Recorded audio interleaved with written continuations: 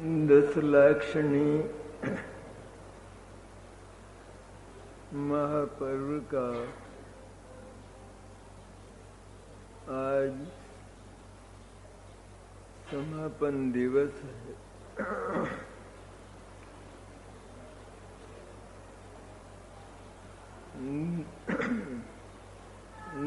10 दिन तक आपने हमारे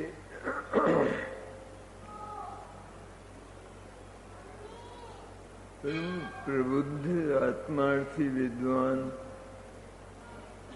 श्री श्रेयांश बाबू के सानिध्य में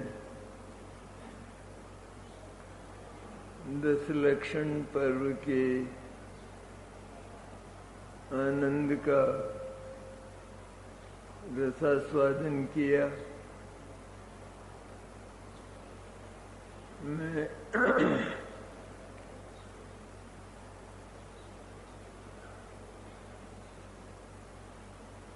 मैं शारीरिक व्यवस्था से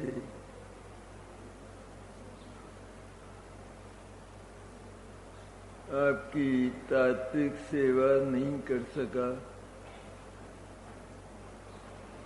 उसके लिए क्षमा चाहता हूँ।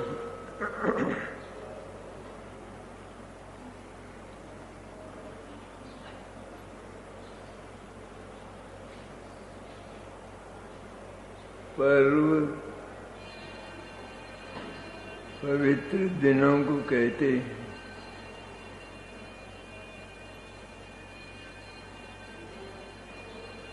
पर दिनों की पवित्रता वो हमारे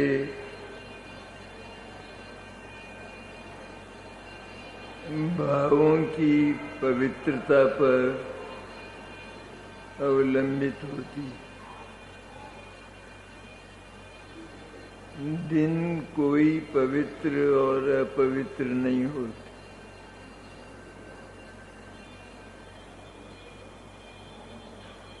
किसी पर्व का संयोग पाकर हम जो अपने भावों को पवित्र बनाने का प्रयत्न करते हैं, उन भावों की पवित्रता का आरोप उन दिनों पर करके उनको भी पवित्र कहा जाता है।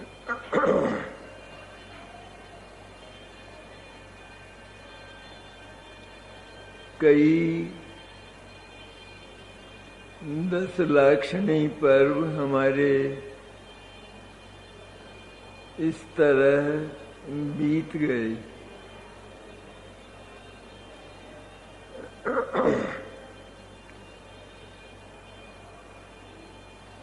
दशलक्षण पर्व बीते हैं, पर्युषण पर्व नहीं।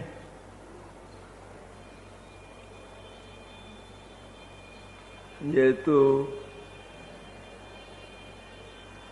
हम पहले भी चर्चा कर चुके हैं। यदि इन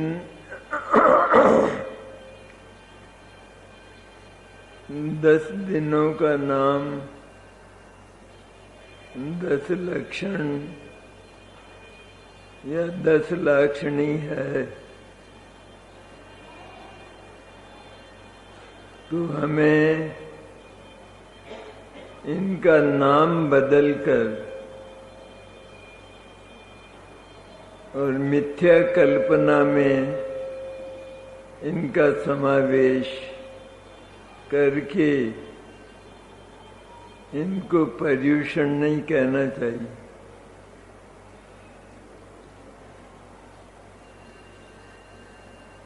गलती से भले ही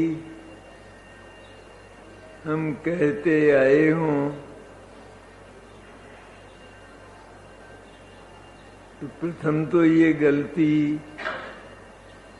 होना ही नहीं चाहिए, क्योंकि अपना नाम बदलकर जैसे जगत में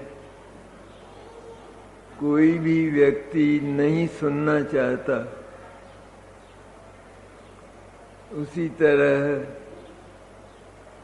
दशलक्षण का नाम बदलकर उसे एक कल्पित नाम देना, मिथ्या नाम देना, ये बहुत बड़ा अपराध है,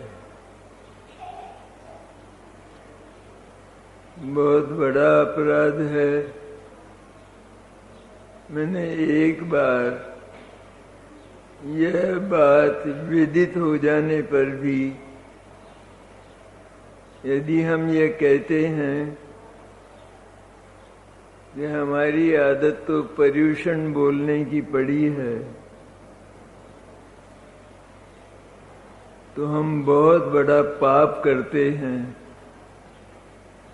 बहुत बड़ा पाप, जिसको ग्रहित मिथ्यात्व कहते हैं। आज सामान्य लोगों के मुंह से नहीं, पर विद्वानों के मुंह से भी केवल पर्यूषण शब्द सुना जाता है।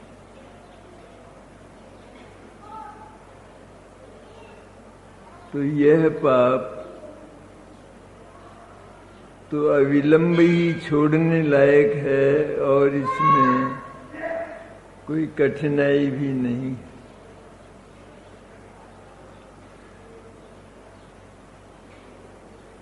दशलक्षण में हम 10 धर्मों की आराधना करते हैं, लेकिन शायद अब तक हम यही समझते आए हैं कि धर्म 10 होते हैं।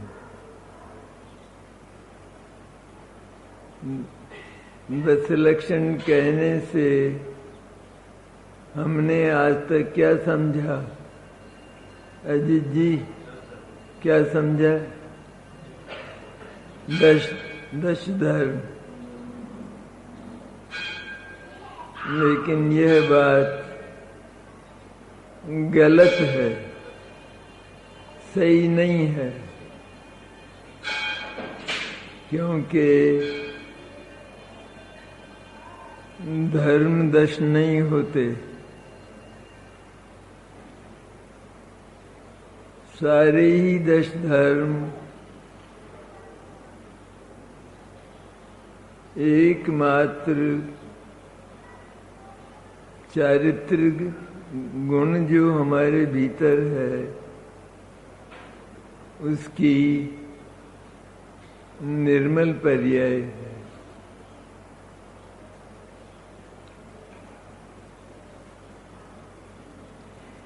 तो क्या चारित्र की 10 पर्याय हुई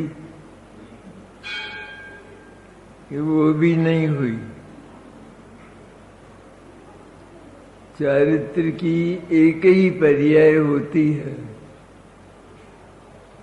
जैन दर्शन की बात चलती है,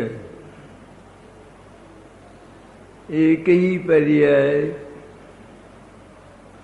चारित्र नाम के गुण की होती है, और वह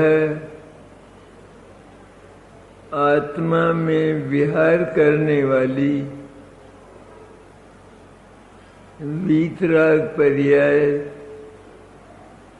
स्वरूप में, अपने आनंदमय स्वरूप में, चैतन्य स्वरूप में स्थिरता रूप होती है। लीनता, विहार, स्थिरता, आचरण, ये एकार्थवाची शब्द हैं, सब चारित्र के नाम हैं। इसलिए जो 10 धर्म हैं वे सबके सब चारित्र की एक पर्याय है। 10 तरह की पर्याय नहीं, क्योंकि चारित्र की पर्याय एक ही प्रकार की होती है और वह अपने आनंदमय चैतन्य स्वरूप में आचरण रूप होती है। तो 10 नाम क्यों कहे,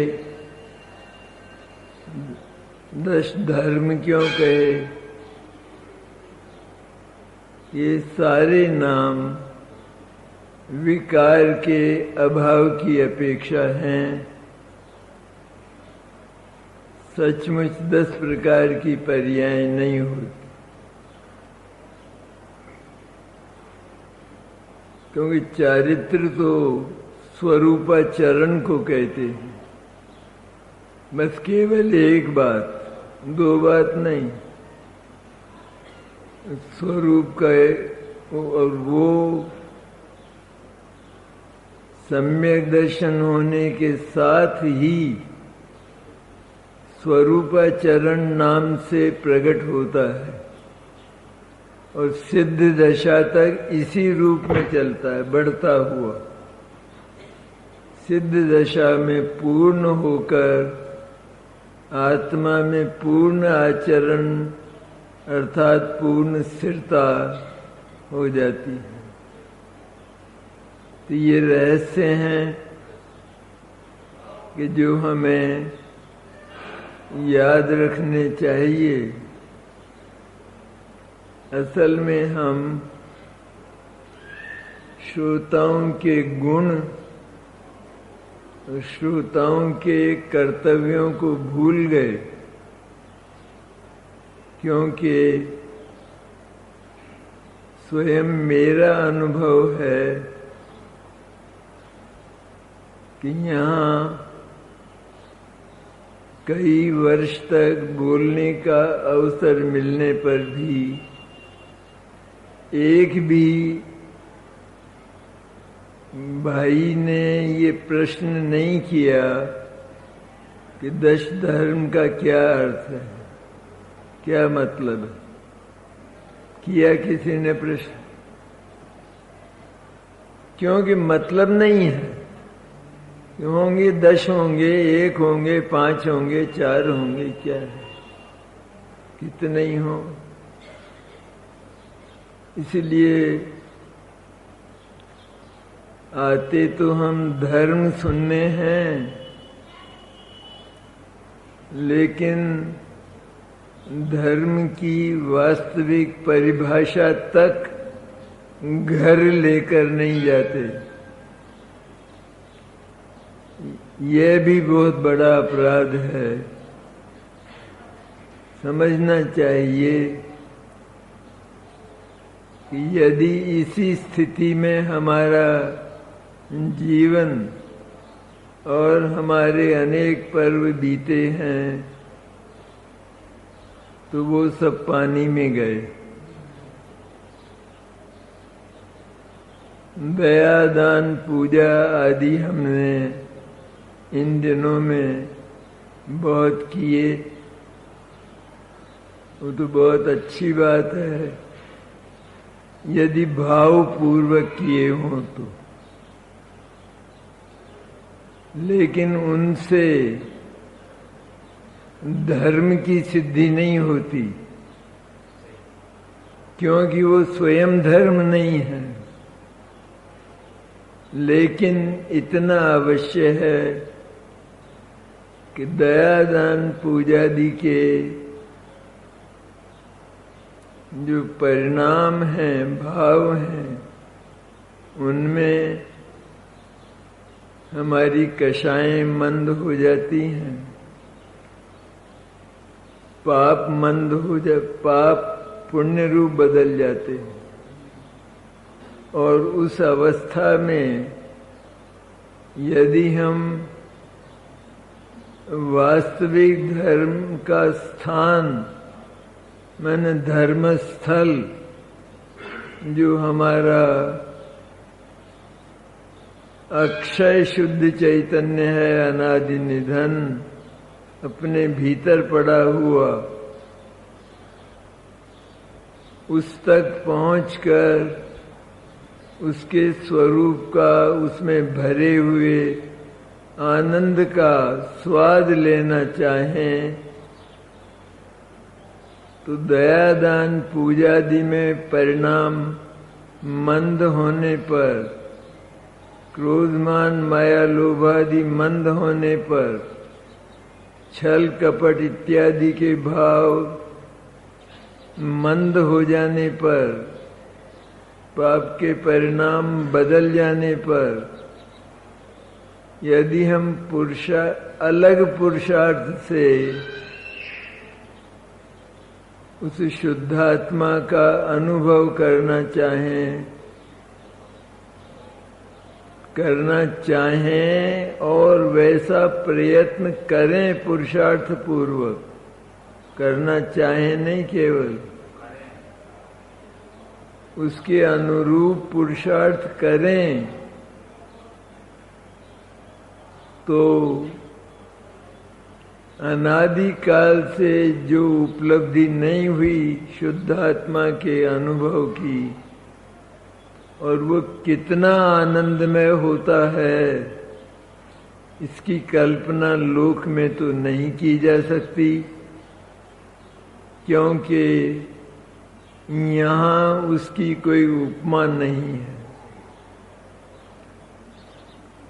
तो उस मंद कषाय के जो कर्म कांड, दयादान पूजादि का जो कर्म कांड, शील व्रत उपवास, रत्नत्रय का तेला, वो तो होता नहीं, वो तो झूठ है बिल्कुल। क्योंकि रत्नत्रय का ही पता नहीं, रत्नत्रय का अंश ही आत्मा के भीतर नहीं है, तो तेला कहाँ से होगा 3 दिन का। फिर भी करते हैं लोग, करते रहें, कोई दिक्कत नहीं। हमारे लिए तो अष्टांगिका, 10 लक्षण आदि जितने पर्व आते हैं, उन पर्वों में ये जो मंद कषाय होने के जो काम हम करते हैं, पूजा इत्यादि, शील व्रत उपवास आदि, उनको भावपूर्वक अभिमान छोड़कर, शरीर की क्रिया का ध्यान छोड़कर, और आत्मा के परिणामों को यदि हम विशुद्ध बनाते हैं तो वहाँ उस चैतन्य तक पहुँचने का जो प्रयत्न है वो सार्थक हो सकता है। लेकिन यह भी देखना चाहिए, इतना सब होने पर भी कर्म कांड की धमाल, कर्म कांड की एक भारी पोट अपने सिर पर लिए लिए फिरने पर भी धर्म का एक अंश भी आज तक नहीं जागा। ये हमने क्या किया?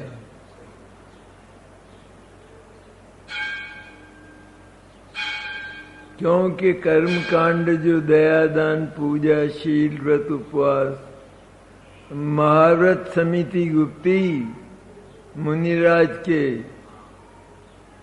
ये सब कर्म कांड है। कर्म कांड मैंने केवल शरीर की क्रिया नहीं, उसके साथ होने वाला आत्मा का विशुद्ध परिणाम, पवित्र नहीं, शुभ भाव। शुभ भाव तो उसका तो अभाव होता है ना, पुण्य भाव। हाँ, 12वें गुण स्थान में पुण्य का भी, शुभ भाव का भी, संपूर्ण कर्म कांड का, मोह है ये दया दान पूजा आदि का परिणाम। इसका अभाव करके और आत्मा केवल ज्ञान प्राप्त करता है निर्मोह होकर। ये बात, इसका तो अभी कपाट ही बंद है। कपाट क्या बंद है? हमारा दिमाग बंद है। उसको पता नहीं कि धर्म क्या होता है। इसलिए कम से कम ये सब करते हुए धर्म की परिभाषा समझकर सद्गुरु, करुणामंत गुरु और जिनवाणी माँ का सहारा लेकर उस सच्चे धर्म का अध्ययन हमको समय सारा आदि ग्रंथों से करना चाहिए। तब मनुष्य जीवन की सफलता है, अन्यथा नहीं है।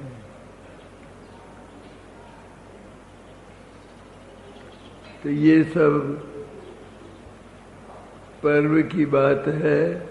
कितने ही पर्व में अष्टांगिका भी कम पर्व नहीं, 10 लक्षण से कम नहीं है अष्टांगिका पर्व भी। सचमुच तो सारे ही पर्व उस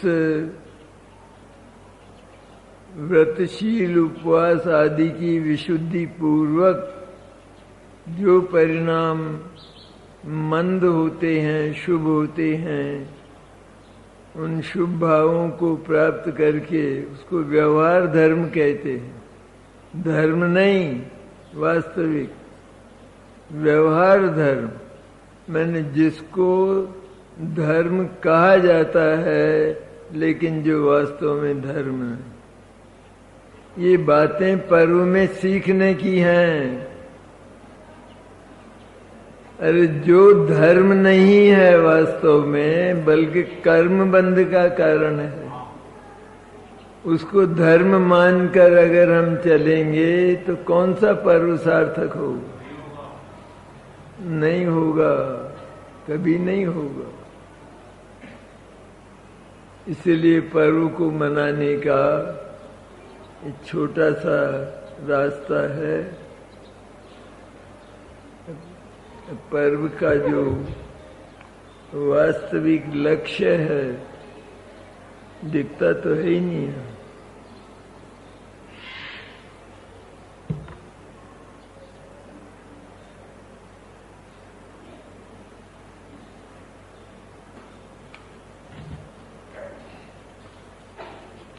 कोई श्लोक ले रहे हैं?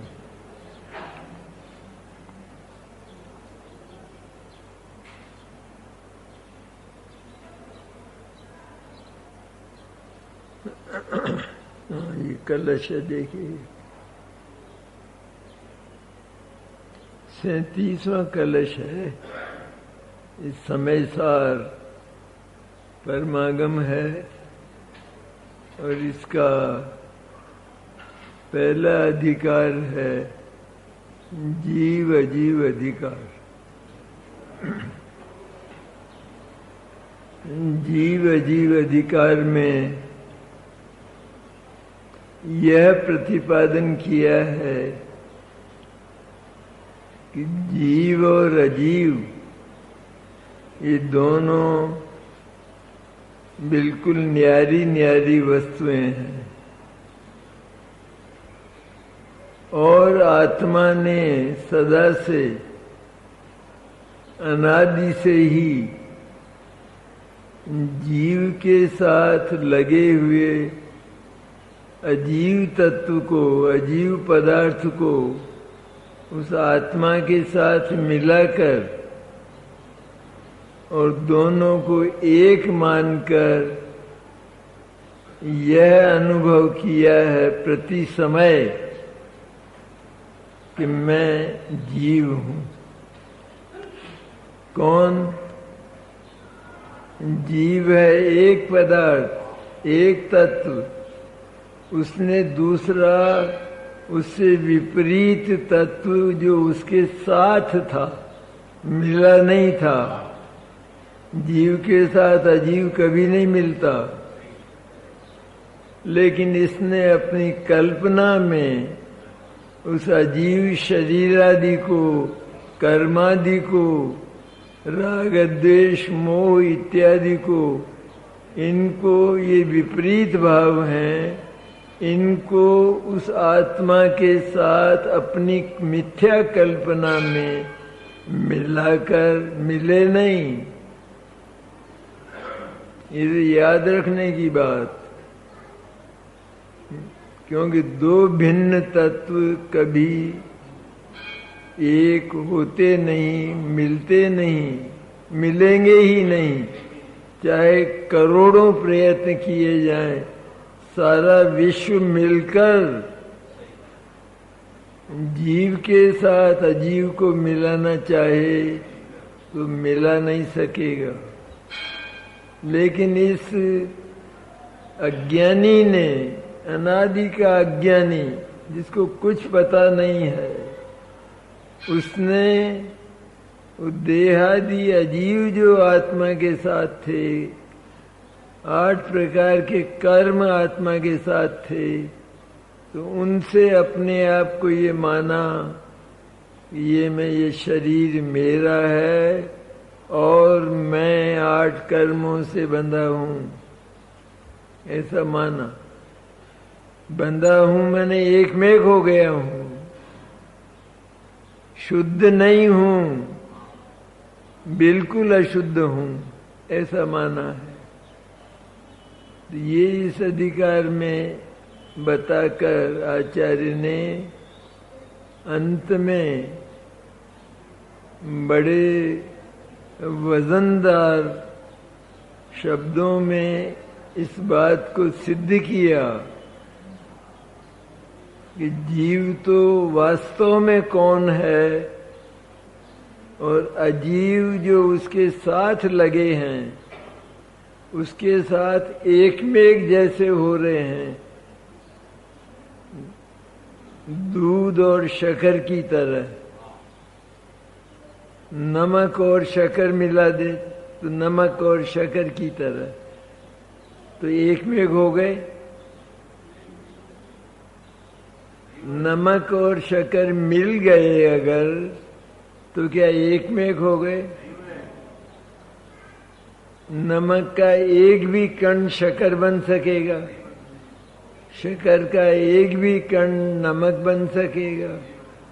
तो मिले हुए होने पर भी दोनों बिल्कुल अपने अपने स्वरूप में अवस्थित होने के कारण न्यारे न्यारे ही हैं। जैसे पहले 2 कटोरियों में थे, उसी तरह अब एक कटोरी में दोनों हैं, लेकिन मिले नहीं और मिलते नहीं हैं। लेकिन बालक तो ये मान लेगा, बालक को अगर खिलाया जाए वो तो मान लेगा कि शक्कर ऐसी होती है, खारी खारी। इसी तरह अज्ञानी ने ये माना, उसको बड़े वजनदार शब्दों में आचार्य ने कहा, हम तुझे जीव का वास्तविक स्वरूप जो हमारे अनुभव में प्रति समय आ रहा है वो बताते हैं, और उसके अतिरिक्त अजीव कौन कौन हैं उसका प्रतिपादन करते हुए ये बताया कि ये सारे अजीव भले जीव के साथ रहें, लेकिन जीव के साथ रहकर भी इनका एक भी अविभाग प्रतिच्छेद जीव नहीं बनता। और जीव अपने पवित्र और अक्षय स्वरूप को अनंत गुणात्मक, अनंत निधियों का निधान, ऐसा जो चैतन्य तत्व है आत्मा, जीव, वो अपने स्वरूप को नहीं छोड़ता, न अजीव छोड़ता और न जीव छोड़ता। साथ साथ इसलिए रहते हैं कि लोक में रहने की जगह कम है और रहने वाले बहुत हैं, अनंत हैं। और रहने की जगह कितनी है? असंख्यात प्रदेश। लोक के कितने प्रदेश? असंख्या। रहने वाले अनंतानंत। लेकिन अपने स्वभाव को और अपने स्वरूप को कभी छोड़ते नहीं हैं। मैंने क्या क्या हुआ? जीव और अजीव साथ रहने पर भी, अजीव का स्वरूप जान लेने पर, अजीव के स्वरूप का विचार करके उसको तो चुप कर दिया जाए, और जहां अजीव को जीव से भिन्न जानना है, खाली न्यारा न्यारा नहीं, न्यारा न्यारा करना इसी को कहते हैं कि भिन्न जान लिया है। न्यारा न्यारा इस तरह नहीं करना है कि उनके दो टुकड़े किए जाएं। तो न्यारा जान लेने पर यह तो मेरे प्रयोजन का भिन्न जाना, और अजीव को जीव से अलग देखा, तो क्या बचा? कि पूरा जीव बच गया। जब पूरा जीव बचा तो उपयोग ज्ञान, शुद्ध ज्ञान, उसके पास जाकर उसको लक्ष्य बना, पास जाकर मैंने उसको लक्ष्य बनाकर, उसको विषय बनाकर और उसका अनुभव करने लगा, तो उसमें भरा हुआ जो अनंत आनंद था, अनंत अतीन्द्रिय विलक्षण प्रकार का गहरा आनंद था, उछलने लगा। कहाँ उछला? बाहर कमरे में ज्ञान की पर्याय में उछलने लगा। उसको कहते हैं अपूर्व अवसर। वैसा अवसर अनादिकाल में अभी तक नहीं आया। ये पर्व के दिन उस आनंद के फव्वारे का बटन दबाकर और उस आनंद में स्नान करने के लिए आते हैं। एक ही बात है, दो बात नहीं है, केवल एक बात है। लाख प्रकार का कर्म कांड का आश्रय लो, लेकिन उस आनंद का एक अविभाग प्रतिच्छेद भी पैदा नहीं होगा, क्योंकि हम चाहें कि नींबू में से और अमृत निकल आवे, ऐसा कभी भी संभव नहीं है। हींग खाते खाते खीर का स्वाद आ जाए, ऐसा कभी भी नहीं है। इसी प्रकार जो अन्य के आलम्बन से होने वाले कर्मकांड, शुभ भाव, बेशुभ भाव, चाहे लाखों प्रकार का, लाखों करोड़ों वर्षों तक किए जाएं, तब महाव्रत आदि में, लेकिन आनंद का एक कण भी उपलब्ध नहीं होगा और उसका स्वाद नहीं आएगा। और वह आनंद कैसा होता है कि एक बार प्रचंड पुरुषार्थ पूर्वक यदि वह उत्पन्न हो जाए तो फिर वो सिद्ध दशा तक जाता है, और वहां पर आनंद ही आनंद अनंत काल तक उसका रसास्वादन होता है। उस आनंद को प्राप्त करने के लिए ये पर्व आते हैं।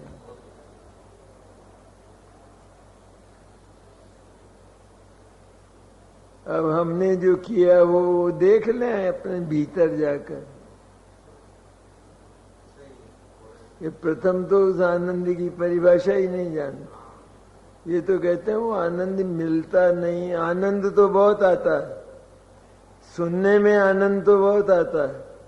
अरे तुझे सुनने में आनंद आएगा तो वो वास्तविक आनंद कैसे आएगा?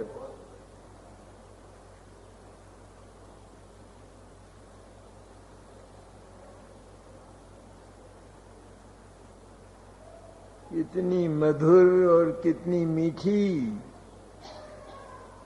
और जिसमें अधिक प्राणायाम नहीं है,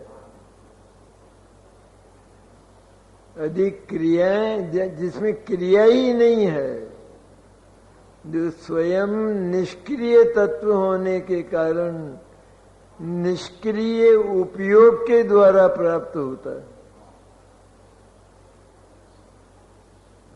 जिस उपयोग में क्रिया का अनुभव नहीं होता, लेकिन अनादिकाल से पड़े हुए उस शुद्ध चैतन्य रत्न में ढेले का, स्तूप है स्तूप रत्नों का, और रत्नों का स्तूप जो शुद्ध चैतन्य है, उसका अनुभव पर्व में हो जाए, निहाल हो जाए। जब तक आत्मानुभव और सम्यक दर्शन नहीं होता, तब तक लाख व्रतशील उपवास दया दान पूजा करो, कोई लाभ होने वाला नहीं। आत्मा तो छुड़ा रहे हैं क्या? छुड़ा नहीं रहे, बुला रहे हैं उनको कि अगर वही नहीं होंगे, उनके आने पर जो विशुद्धि होती है, जो मंद कषाय होती है, वो मंद कषाय ही नहीं होगी तो तीव्र कषाय में तो आत्मा का विचार आता ही नहीं।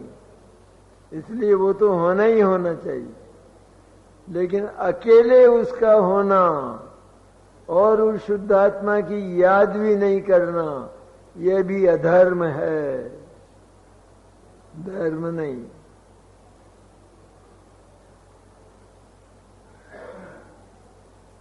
तो कहते हैं श्लोक, बहुत अच्छा श्लोक है, वर्णाद्या वा राग मोहादयो वा भिन्ना भावा सर्वेवास्य पुंस तेनैवान्तस्तत्त्वतः पश्यतोमि नो दृष्टास्युर्दृष्टिमेकं परम स्यात्। जो वर्णादिक अथवा राग मोहादिक भाव कहे, वे सभी इस पुरुष से भिन्न हैं। इन सारे झमेलों में से वर्णादिक, रागादिक और दूसरे 8 कर्मादिक, ये जितने भी पड़े हैं ना, ये एक झमेला हुआ कि नहीं, बहुत बड़ा।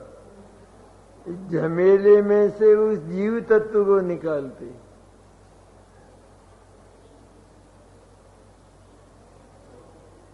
निकलेगा या नहीं?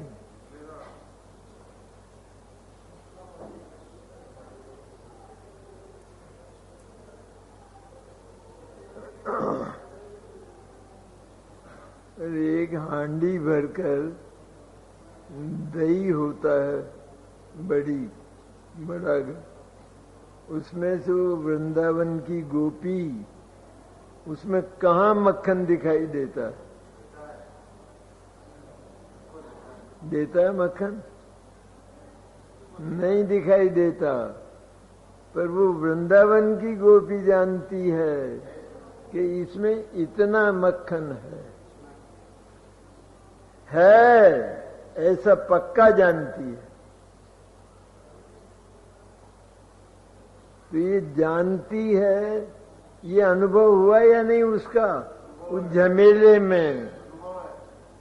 वो जो दही छाछ का झमेला है उसमें ये अनुभव हुआ या नहीं कि इसमें 1 किलो मक्खन है, घी है इसमें 1 किलो। तो ये अनुभव हुआ कि नहीं? ये अनुभव हुआ तो आनंद आया कि नहीं? वो निकलेगा तो बाद में वो तो चारित्र्य हो गया।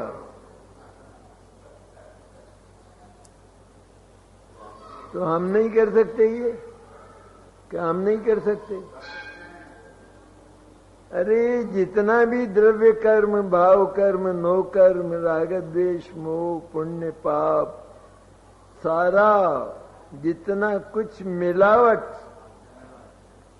8 कर्मों के साथ मिलावट, राग द्वेष मोह के साथ मिलावट, इन सबके साथ, शरीर आदि के साथ, जहाँ शरीर वहीं आत्मा, ये जो मिलावट है, इस मिलावट में से हम केवल उस शुद्ध जीव को अनुभव कर सकते हैं या नहीं?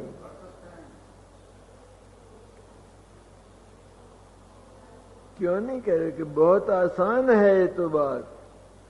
अरे उनको एक बार उनका स्वरूप जानकर, ये जीव नहीं, ये जीव नहीं, ये जीव नहीं, ऐसा जितने भी जीव के स्वरूप से भिन्न प्रकार के भाव और भिन्न प्रकार के पदार्थ हैं, उन सबको एक बार अजीव की कक्षा में रखते, क्योंकि वो जीव नहीं है ना। जीव का जो वास्तविक स्वरूप है वो तो चित्त शक्ति मात्र है, चैतन्य शक्ति मात्र है। जीव तो चैतन्य शक्ति का बना हुआ, सारे चेतना ही चेतना, वो पसरी है चैतन्य में तो, और कुछ नहीं है। और मैंने अनंत गुणात्मक, अनंत गुणों को साथ लेकर, वो भी सब चैतन्य शक्ति वाले हैं। तो केवल वो जीव है कि केवल वो जीव है।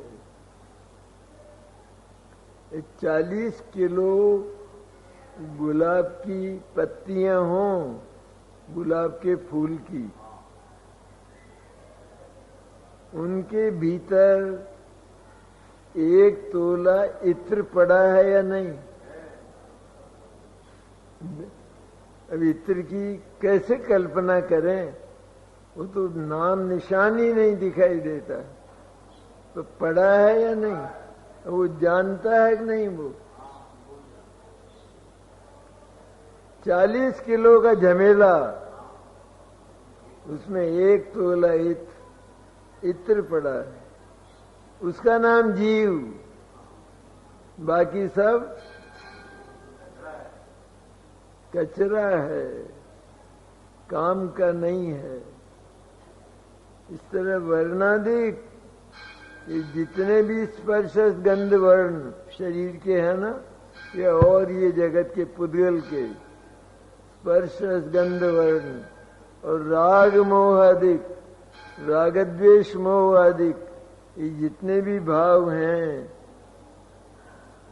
भाव कहे, ये जो भाव बताए हैं आत्मा के साथ हैं, ये जहां आत्मा है वहीं ये स्पर्श गंध वर्ण है पुद्गल के शरीर, और ये स्पर्श गंध वर्ण और राग द्वेष मोह, ये भी वही है जहां आत्मा है, कि ये भी वही है। ये जो भाव कहे वे सब इस पुरुष से भिन्न है। पुरुष माने आत्मा, जो पुरुषार्थ प्रधान होता है वो पुरुष, तो सबके सब इससे भिन्न हैं। भिन्न करने हैं, कहते हैं जो भिन्न है, जिनका जिनका स्वरूप देखा है भगवान सर्वज्ञ ने और स्वरूप देखकर बताया है कि ये नमक है और ये शक्कर है, तो स्वरूप भिन्न है या नहीं? उसी तरह इनका स्वरूप भिन्न और जीव का स्वरूप इनसे बिल्कुल भिन्न। तो ये सारे के सारे मिले हुए दिखाई देने के कारण तुझे एक नजर आते हैं और एक नजर आने के कारण तू इनको एक पदार्थ मानता हुआ अहम करता है, यह मैं हूं। नहीं करता? जगत के जितने भी लोग हैं, पढ़े लिखे बड़े, वे सब कोट पैंट पहन कर जब आते हैं तो वो कोट पैंट समेत और वो शरीर समेत ये सब मिलाकर अपने आप को एक मानते हैं नहीं? तो उनसे पूछा जाए तुम कितने होगे? एक हैं? तो ये कैसी तुम बेकी बेकी बातें करते हो? तो एक है वो।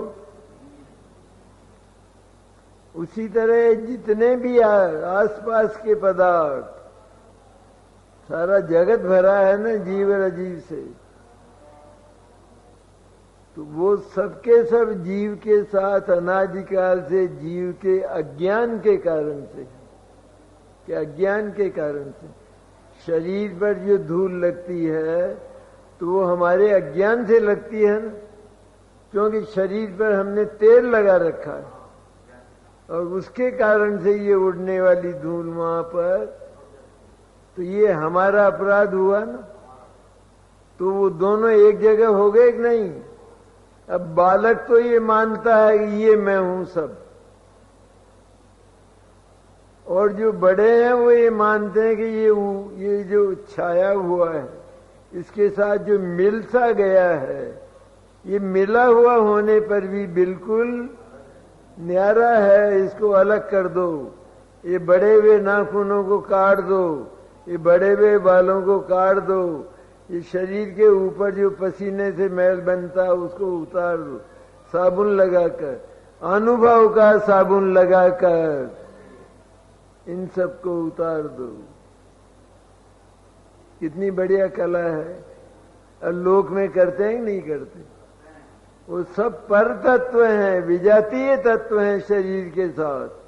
इसलिए जो बुद्धिमान पुरुष हैं वे उसकी कला जानते हैं और उसको अलग अलग जानते हैं। पहले सबसे पहला स्टेप, सबसे पहला चरण तो यह है, अलग जानो, क्या अलग जानो। भले ही आ गया हो, आएंगे वो तो आने पर भी उनको अलग जानो। अलग जानने पर फिर वे अलग हो जाएंगे अपने समय पर अलग ही नहीं जाना, ये जाना कि ये सब मिलकर मैं एक हूं, तो वो कभी भी अलग होने वाले नहीं हैं। इस तरह वर्णाधिक और रागाधिक ये सारे के सारे उस पुरुष से भिन्न हैं। उस आत्मा में इनका नाम निशान नहीं है। ये विनाशिक हैं, ये संयोगी हैं, ये इधर उधर से आए हैं। आत्मा इधर उधर से नहीं आया है और उसने अपने स्वरूप को इनके साथ रहकर, इनके साथ बिल्कुल दूध और पानी की तरह मिला हुआ हो जाने पर भी उसने अपने स्वभाव को छोड़ा नहीं है। इसलिए दोनों मिले हुए होने पर ऐसा अनुभव मत करो अब क्या करेंगे, ये तो मिल गए। कहते मिले नहीं हैं, अब भी भिन्न हैं, इसलिए उनको भिन्न जानो। उसको भिन्न जाना तो फिर अब क्या बचा बाकी? अकेला चैतन्य, अकेला जीव शुद्धात्मा बचा। वो शुद्ध बचा या अशुद्ध बचा? मिला हुआ बचा या अकेला शुद्ध बचा? शुद्ध जीव की अनुभूति कि जिसमें वर्णाधिक नहीं, जिसमें राग द्वेष मोह नहीं, जिसमें धर्म अधर्म आकाश काल नहीं, कोई पर पदार्थ जिसके भीतर नहीं है, वो भी अमूर्त है ना, और जीव भी अमूर्त है। और जहां जीव है वहीं धर्म अधर्म आकाश काल बिल्कुल एकदम मिले हुए। और ये तो वहां तक है, भगवान सिद्ध है वहां तक। जहां भगवान सिद्ध का केवल आत्मा है शुद्ध, वहीं धर्म अधर्म आकाश काल भी।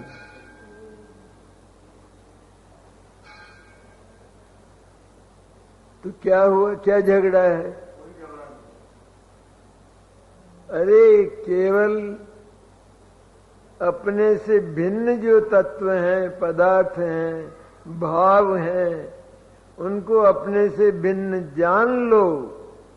अपने से भिन्न जानकर केवल उनसे भिन्न पड़ा हुआ जो अपना चैतन्य है, बस केवल उसका अनुभव करो। तो इनसे तुम्हें क्या मतलब रहने में, क्या मतलब है? इनको तो जानने से भी मतलब नहीं, क्योंकि जान लिया ना कि पराये हैं। ऐसा जान लेने के बाद कितना सरल मार्ग है, जिसमें अंगुली कोई इधर से उधर नहीं करना पड़ता, क्योंकि तत्व निष्क्रिय है। वो आत्मा निष्क्रिय तत्व है, उसमें कोई क्रिया, उसमें कोई काम करना बाकी नहीं है। वो पूर्ण है, पर्याय के बिना, निर्मल पर्याय के बिना। सिद्ध पर्याय भी उसमें नहीं, विकारी पर्याय तो है ही नहीं। निर्मल पर्याय भी विनाशिक होने के कारण और वो अविनाशी होने के कारण, दोनों विरुद्ध धर्म होने के कारण दोनों कभी मिलते नहीं है। साथ रहते लेकिन मिलते नहीं है। तो ऐसा कैसा अद्भुत तत्व है ये, कि कैसा अद्भुत है। ऐसा अद्भुत तत्व मैं हूं, ये करना है। आत्मा ऐसा होता है, आत्मा ऐसा होता है, तो कहीं हिमालय में रहता होगा क्या? अरे मैं ऐसा हूं, मैं अनंत तेज पुंज का निधि हूं। ये आया इसमें मैं कि वर्तमान में, कि हाँ वर्तमान में उस वो जो तेज पुंज, प्रकाश पुंज है, आनंद पुंज है चैतन्य, उस आनंद पुंज चैतन्य को मिथ्या कल्पनाओं के आवरण से ढक रखा है। ये जो आसमान है ना, नीला आसमान, वो नीला आसमान इन बादलों से ढका है कि नहीं? तो क्या हुआ नीले आसमान का? ये बादल और चीज है, वो आसमान गगन वो और चीज है। तो वो ढका है कि नहीं? तो ढक गया तो क्या हुआ उसका? ज्यों का त्यों अपने नील स्वरूप को लेकर अनादि अनंत पड़ा है।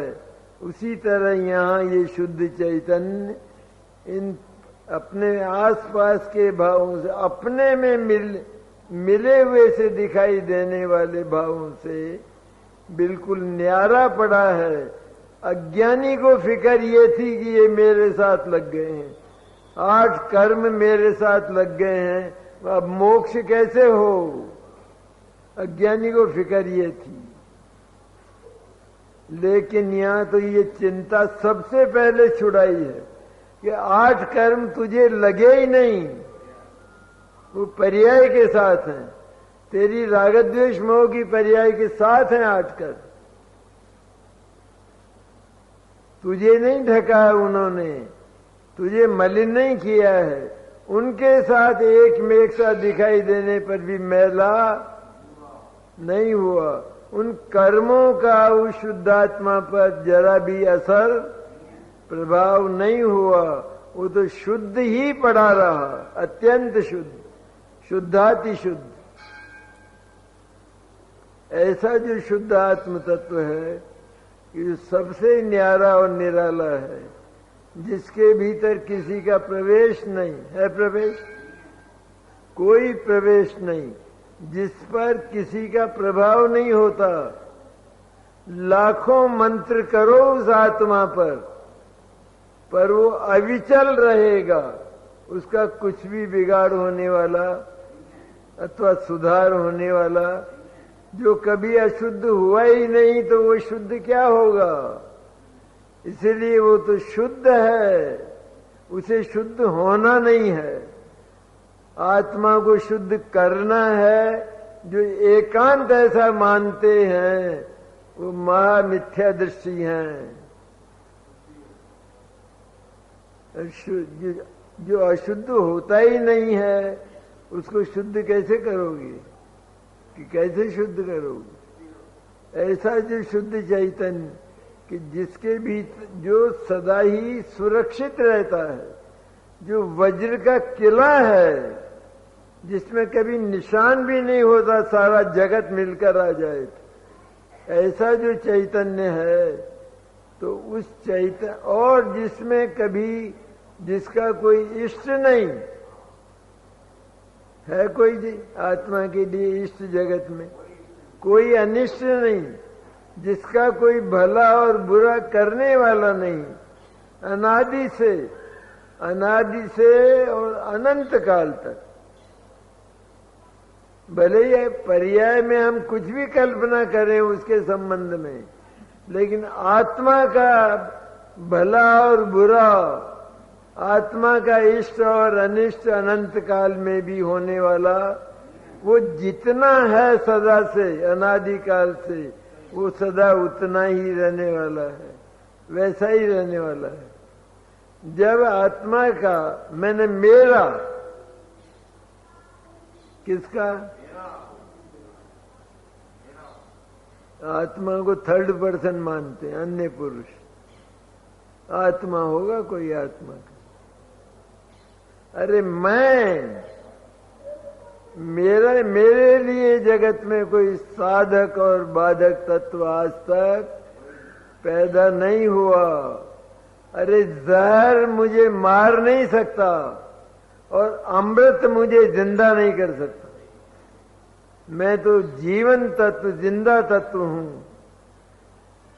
ऐसा जो आनंद से पूर्ण अनंत निधियां एक एक गुण की बात करे तो आश्चर्य में डूब जाए। ऐसे गुण, ज्ञान, दर्शन, वीर्य, चारित्र, आनंद, ऐसे गुणों का अनंत गुणों का निधान। कितना धन है आत्मा के पास, वो गुण क्या है, वो धन है या नहीं। तो महासमृद्धिशाली आत्मा है, महासमृद्धिशाली, और जिसकी समृद्धियों का कभी अंत होने वाला नहीं है, जिसको कोई लूटने वाला नहीं, जिसमें कभी कमी नहीं होती, जिसमें कभी अधिकता नहीं होती। ऐसा जो इष्ट और अनिष्ट से पार, साधकता और बाधकता से पार जो तत्व है, वो मैं हूं। ऐसा एक बार शुद्ध ज्ञान की पर्याय ने उधर जाकर केवल उधर झांका, जैसा विकल्प दशा में आत्मा के स्वरूप का, इस स्वरूप की बात की ना अपन ने, इस स्वरूप का निर्णय कर लिया, मेरा कभी कुछ होना ही नहीं है, मेरे भीतर आज तक घटना घटी नहीं। अरे मुझे कैंसर हुआ ही नहीं, वो हुआ ही दूसरे को है। वो मुसलमान को हुआ है, रोता महाजन है।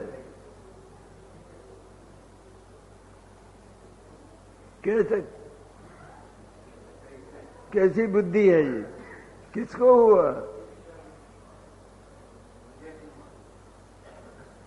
किसको हुआ कैंसर, मुसलमान को, रोया कौन? महाजन।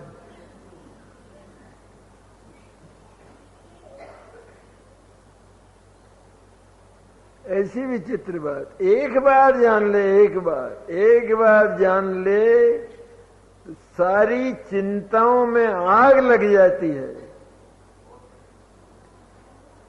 जैसे मिट्टी का तेल डालकर आग लगाई हो, इस तरह चिंताओं की राख हो जाती है, भय चला जाता है, मौत चली जाती है।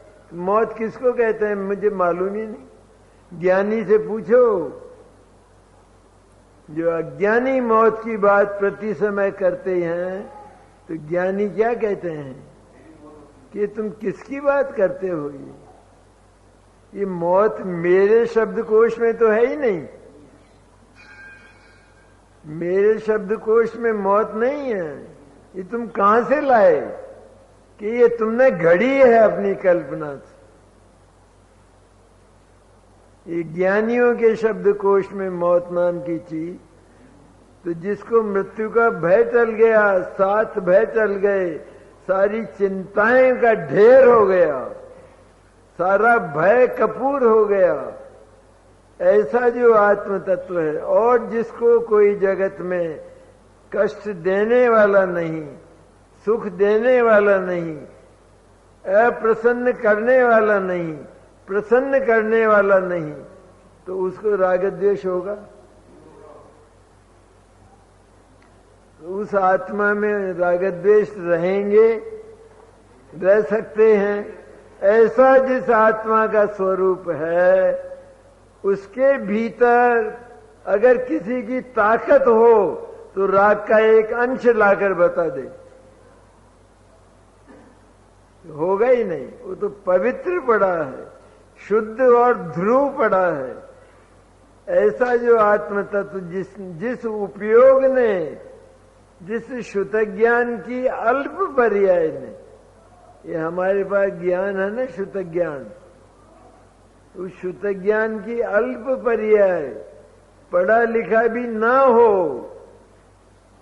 हस्ताक्षर भी नहीं करने आते हो, अक्षर ज्ञान भी ना हो, तो कोई दिक्कत नहीं। ऐसा जो इतना जो अल्प ज्ञान है, उसने इतना जान लिया, दाल अलग है और छिलका अलग है। तो ये जो शुद्ध चैतन्य है वो मैं हूं, ऐसा जिसने जाना, तो जिस शुद्ध चैतन्य में राग द्वेष मोह पुण्य पाप वर्ण इत्यादि 14 गुणस्थान, ये भी उसमें नहीं है। तो ये जिसमें नहीं है, चिंता भय इत्यादि का जिसमें कोई अवसर नहीं है, राग द्वेष का जिसमें कोई अवकाश नहीं है, करे देखे राग, जिसके भीतर जिसका कोई साधक और बाधक नहीं जगत में, तो वो किसके प्रति राग और द्वेष करे? तो राग द्वेष का अंत हो गया आत्मा में सदा से, सदा से। तो ऐसे आत्मा को देखने वाली जो ज्ञान की पर्याय है, उसमें राग द्वेष हो सकता है, उसमें चिंता हो सकती है, उसमें भय हो सकता है। तो क्या हो गया ये? वो एक क्षण में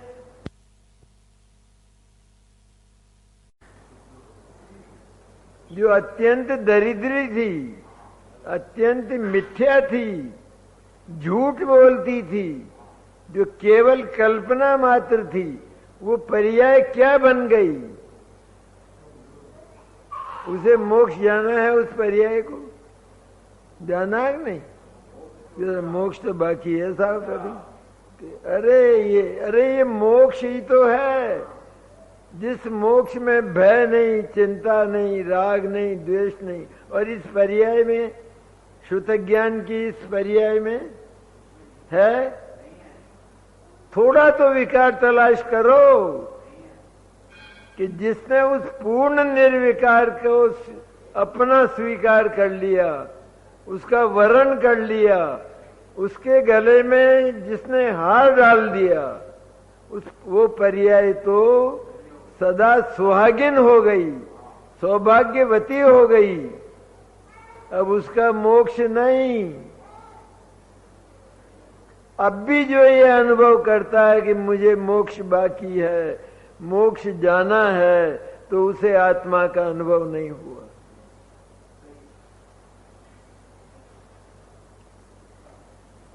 ऐसा अद्भुत चैतन्य वर्तमान में राग द्वेष से रहित परम वीतराग अनादि अनंत ऐसा जो चैतन्य है, उसको अहम देकर कैसा अनुभव करती है?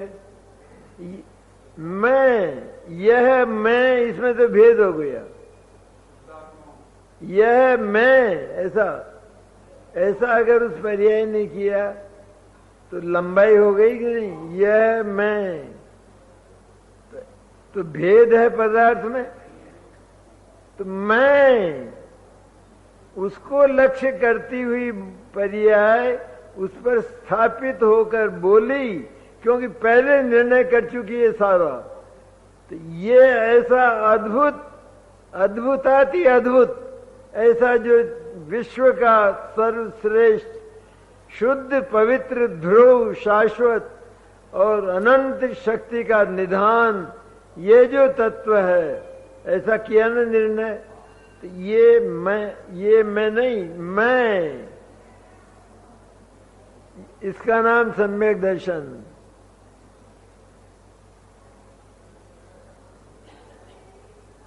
ये अगर नहीं हुआ, अर्थात अपने उस अद्भुत व्यक्तित्व से, अद्भुत चैतन्य से अगर पूरे जीवन में परिचय नहीं हुआ और अनंत जीवन पहले इसी तरह बिता दिए, तो उससे अब ज्यादा अभागा जगत में कौन हो सकता है? इसलिए भाग्यशाली कौन होते हैं? भाग्यशाली अरबपति, खरबपति, जिनके यहाँ रत्नों के ढेर हों।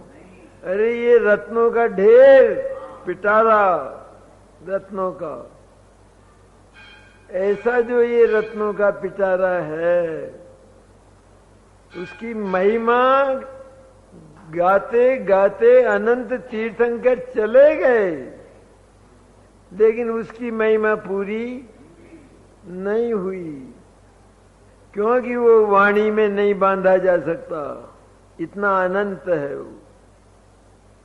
ऐसा अद्भुत पवित्र आनंदमय तत्व मैं केवल इतना अनुभव जिसको हुआ, उसका नाम आत्मानुभव, अनुभूति, संवित्ति, शुद्धोपयोग, स्वसंवेदन, धर्म ध्यान, ये सब एक ही बात। और सम्यक दर्शन, सम्यक दर्शन जीवन की कोई महान निधि है।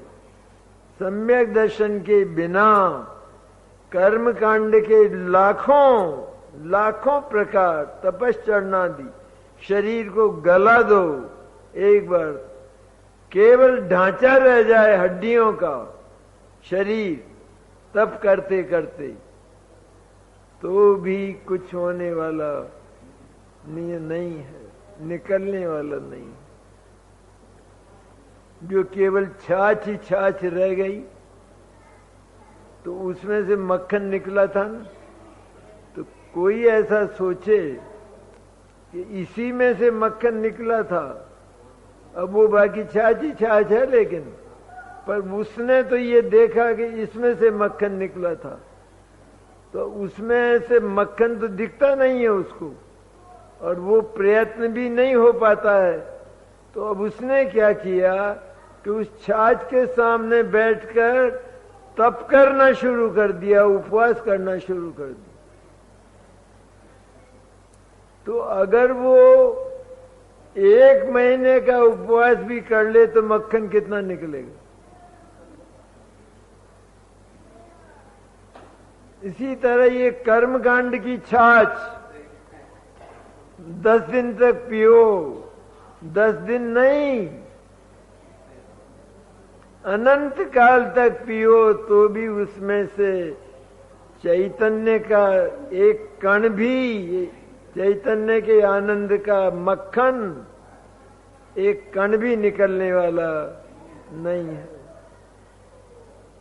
ऐसा अद्भुत चैतन्य तत्व, उसकी कथा अनंत काल तक सर्वार्थ सिद्धि, 33 सागर तक सर्वार्थ सिद्धि में होती है, पूरी नहीं होती।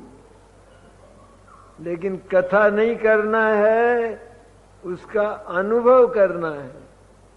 और अनुभव भी नहीं करना है, सचमुच तो मैं वो जो है, वो जो शुद्ध चैतन्य है, वस्तु रूप सत्ता स्वरूप, उस सत्ता स्वरूप चैतन्य को और ये जो कहने वाली पर्याय है, ये दोनों एक हो जाएं, मैं बस इतना रह जाए, इतना करना है। ऐसा जिसने कर लिया तो वो भले ही कर्मकांड न कर पावे तो भी उसका जीवन धन्य हो गया। इसी क्षण में, वर्तमान में ही उसकी मुक्ति हो गई।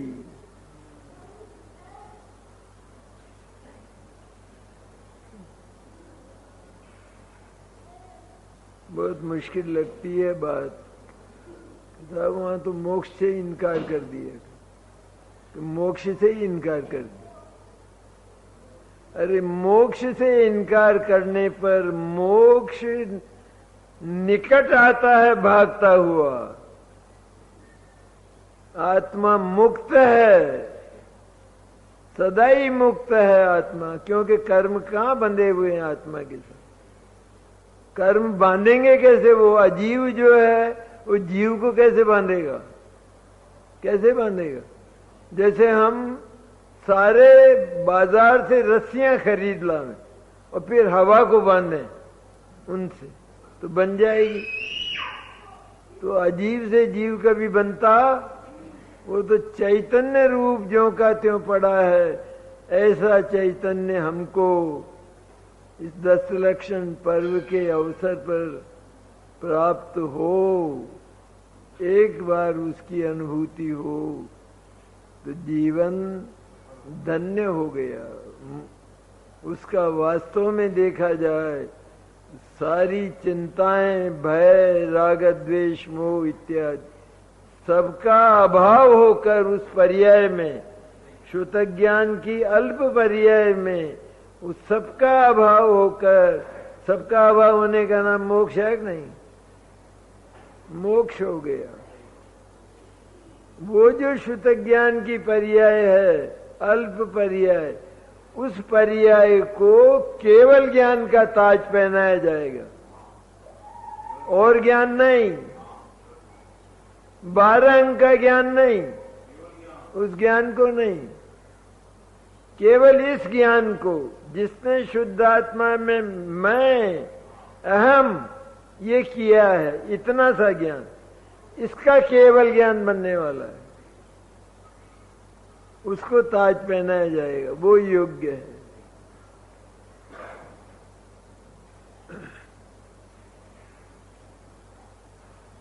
अब 12 बजने का समय आ गया, तो आप लोग थक गए होंगे और क्षमा भी मांग लूं, क्योंकि बहुत थक गए होंगे शायद।